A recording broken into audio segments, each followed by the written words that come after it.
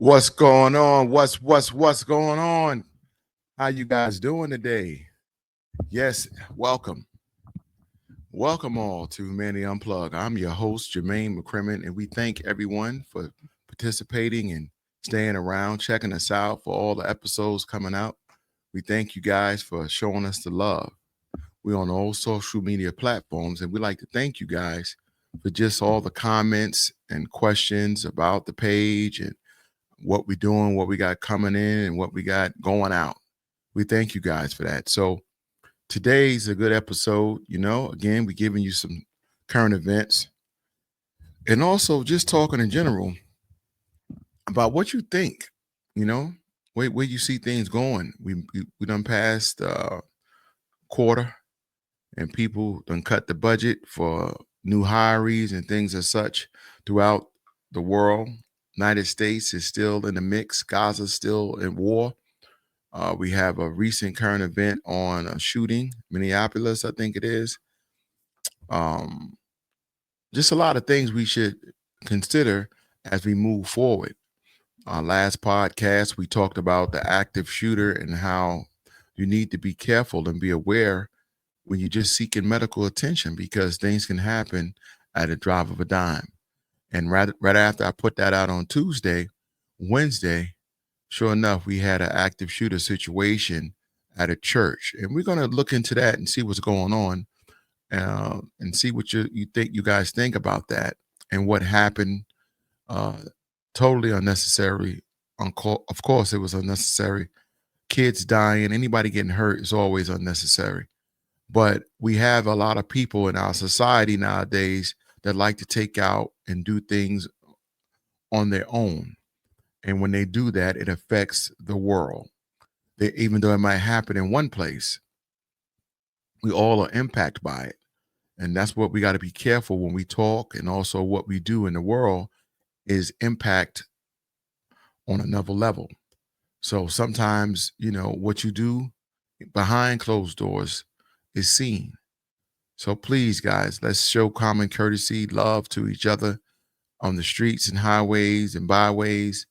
I mentioned on Tuesday about a young lady, pregnant, got shot just driving her car because she got into something with another driver. They playing Indy 500 out here on these streets, and the guy got mad and he went and shot her in the shot her in the head.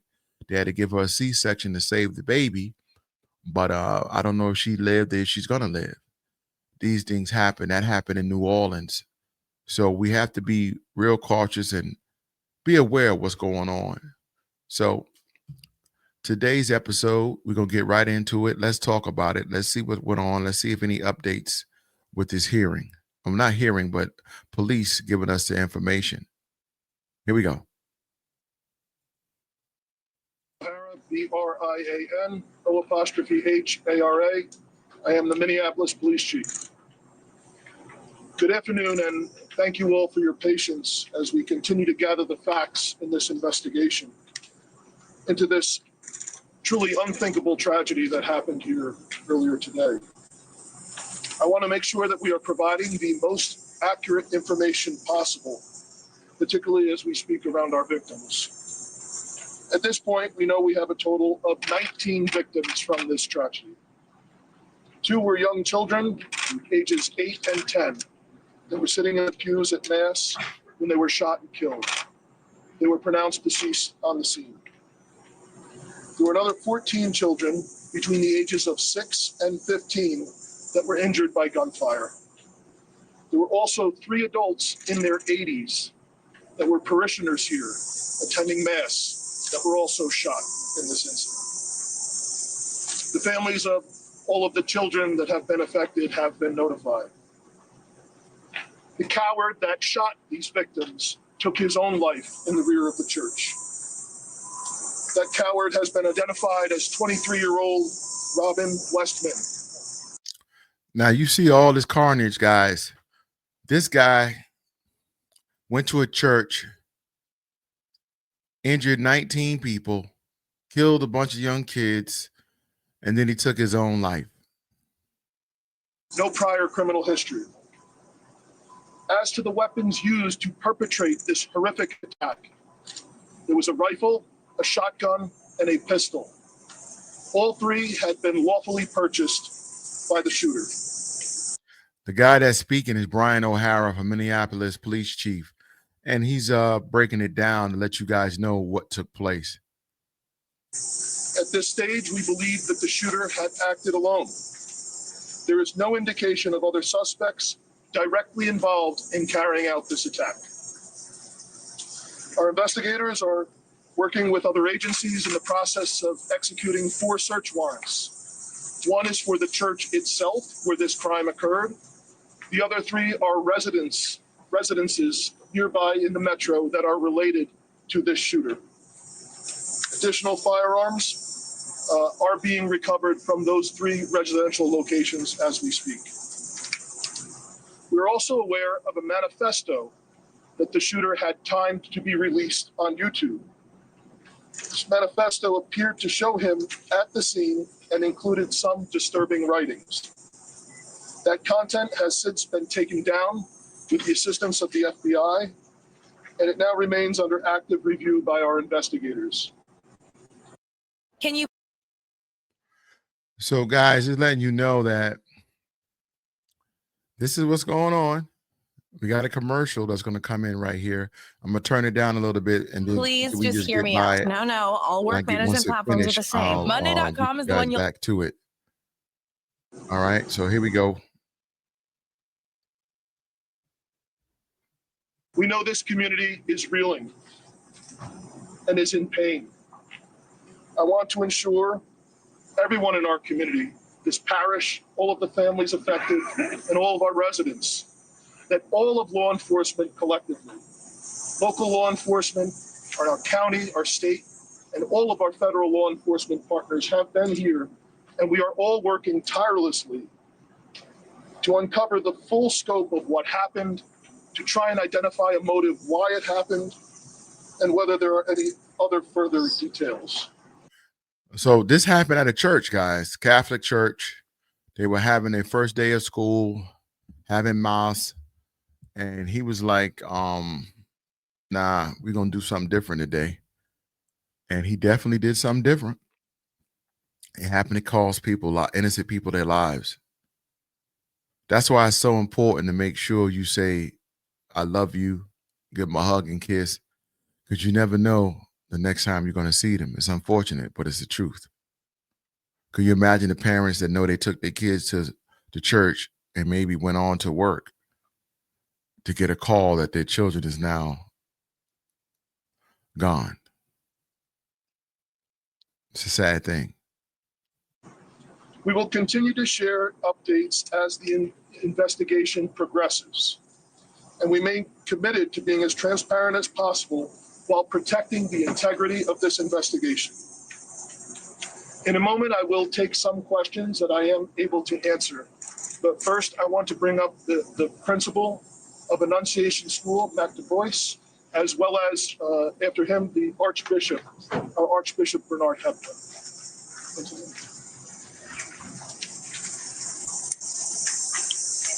Good afternoon, everyone. To any of our students, families, and staff watching right now, I love you. You're so brave, and I'm so sorry this happened to us today. Within seconds of this situation beginning, our teachers were heroes. Children were ducked down. Adults were protecting children. Older children were protecting younger children. And as we heard earlier, it could have been significantly worse without their heroic action. This is a nightmare, but we call our staff the dream team. And we will recover from this. We will rebuild from this. When we planned for this school year, we intentionally chose a theme from the prophet Jeremiah chapter 29, a future filled with hope. There's nothing about today that can fill us with hope. We, as a community, have a responsibility to make sure that no child, no parent, no teacher ever has to experience what we've experienced today. Well, it's good that he feels that way, and it's good that he wants to implicate change and structure. However, unless you change access, I'm talking to you now, guys, and I want to tell you that the reason why this happened is because of the access the shooter had. And I say this all the time. I just said it in the last podcast that you have to limit access. He was able to walk right up to the church and load his gun, aim it, and fire it into the crowd that was inside of the church. So how do we protect that? How do we build some type of infrastructure to protect the people in the church? You could spend some money. It's very easy. You got to spend some money. Put a security fence around the whole church, number one. Put a wall, if you want to, around the whole church on the height of the windows. So therefore, you can't look in at the church. You got to go through the door to get in to actually do something. For starters, yes, that costs thousands of dollars, but is it not worth your safety? For innocent people to die, you're going to do something now anyway. Things will change. Security measures will improve. So since we're going to spend that money on that now because something happened, what precautions we could have did prior other than training the teachers to duck, hide, protect the children? They did that. And no, we shouldn't have to live in this type of environment. But remember, these rural areas, it's open. People just come in there and do whatever they need to do. And that's the problem. We don't want that, right? We don't want that. So how do we stop that? We got to be able to do other things to try to prevent that from happening. Maybe if they had a wall up and a fence around that whole area where he didn't have access, he had to go through a checkpoint. Maybe the panic button in a checkpoint can let them be alerted in the church that something's happening. Let's lock the doors, get the kids out of there or whatever before he rolled up to the church. One of the doors were locked. So there was a checkpoint there. There was something that was locked. Now that could have been just by coincidence. And that's great if it was. But we need to have that in place on a regular basis where people are there to protect your investment, your people, your kids, your staff. And we have to do that. I just said it on Tuesday. And it happens Wednesday. Soft targets will always be a target. What's a soft target? Well, general population has to come and seek some type of attention. That's a soft target. And the softer the target you have, the more victims will come out of that. There will always be a target because the general population that seek medical attention or seek some type of attention, help, will always be targeted. And most of the time, these targets don't have enough security presence or law enforcement presence to prevent things like this from happening. So now we're going to look into the next couple of days of what can we do to stop that from happening as we move forward. So this young man that's speaking, he's beautiful. Everything is great. But how does this affect the world? Back to school done happened 2 weeks down here in the South. People up north haven't went to school yet. They go after the holiday that's about to come up this Monday or this Tuesday. And rules and regulations are going to be enforced. Training going to be implemented of active shooter and things happening, metal detectors as you go to the bigger cities, Maryland, Virginia, Washington. They just had a huge bust of drugs in Washington. Parents are spending tons of money on making sure their kids got everything they need for school. And guess what? We have to make sure we're ready for that, the unexpected. And you never could get ready for that phone call. Who prepares for that phone call that your kid is not there anymore? It's gone, not alive. Like, who? No one prepares for that. That's worst case scenario, of course. So we have to look at things a little better. We have to do better. We have to think about, the unexpected. We have to make sure we keep our eyes on a swivel, our head on a swivel, to make sure we try to ensure the best safety we can for our children. And it does matter where your kid go to school at. You want highly trained people to protect your kid, your child. You don't want nobody that's not there to do what they need to do. So other communities learn from other communities. Believe me or not, other people are watching this saying what they could have done better. Could have been prevented. And some people are saying they did everything they could do. It was perfect. They did everything. They limited the collateral damage. You're going to get damage no matter what. You're going to get collateral damage. Lives will be lost 9 out of 10 times. The worst thing about losing lives is when it's a child. So it plays a different part. But 9 out of 10, you're going to lose life. You're going to lose lives. Somebody might go.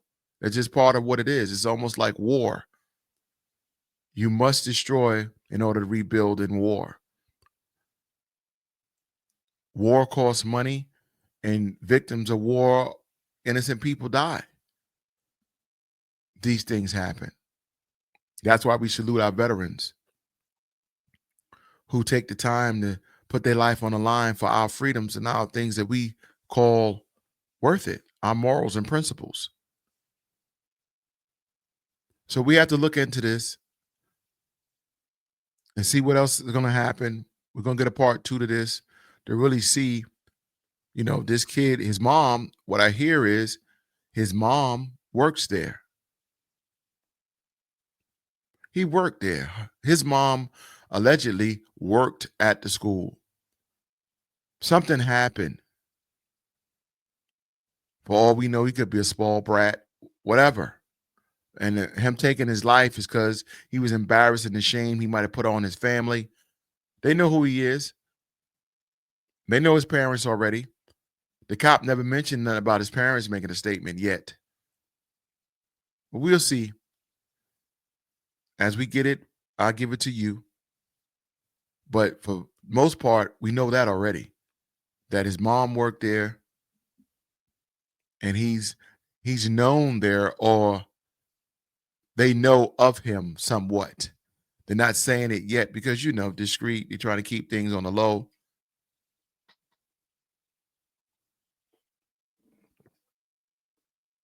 Who knows? He could have been casing this out for a long time to do this. He could have had this in his mind to make this happen a long time ago. Who knows? He could have a mental illness, depression. Things happen, man.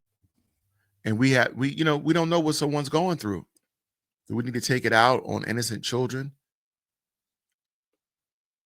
So we need to be aware, put some more precautions up, some more levels of safety measures put together to ensure the safety of the people that you're around. I'd like to thank everyone that's continued to listen to us. I'm sorry we have a late drop for this podcast. So tired. And please forgive me, but I'm steady trying to give y'all this work and keep you guys posted on what's what. I love you all. I thank you guys for sharing and replaying and checking us out on all the platforms. We're here, guys. Let's stay safe this holiday weekend. Hopefully, I won't have to do another podcast on Tuesday talking about who got shot and killed on the holiday that just passed, Labor Day, I think it is. I don't know what's coming, Labor Day or Memorial Day. One of them's coming. Let's see what it is. Do I know? I don't even know which one it is. It's September. So hold on one second. I can see, can I get it together? Labor Day. So hopefully when I have the podcast coming up on Tuesday, we don't have nobody got hurt during Labor Day festivities. God bless, guys. Everyone be safe traveling, highways and byways. Peace.